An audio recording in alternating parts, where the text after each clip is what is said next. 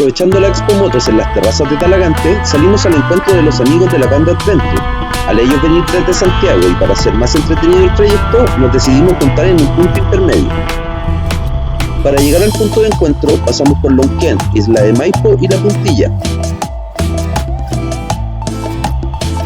Ya estando en el cruce de Valdivia de Paine, desde aquí seguiríamos juntos a la Expo, que de a poco y cada año reúne más gente en un ambiente de camaradería y buena onda, con carros de comida y distintos stands con accesorios de todo tipo.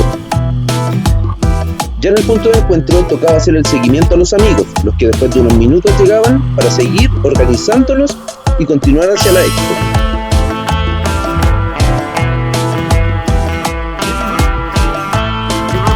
Así tomaríamos rumbo hacia la isla de Maipo para continuar juntos. Esta comuna está a solo 50 kilómetros de Santiago y es un lugar rural y está lleno de lugares que se pueden conocer, viñas, ríos, restaurantes y unas entretenidas rutas, como por ejemplo la ruina abandonada de la mina Naltahua.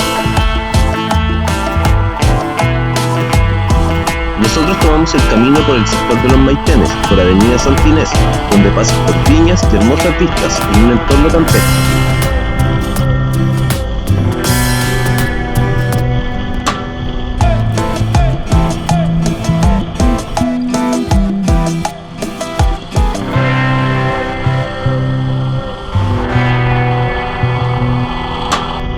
Antes de llegar al centro de la comuna, nos desviamos para conectar el camino que nos llevaría a las terrazas de Talagante, lugar donde se realiza la Expo Motos.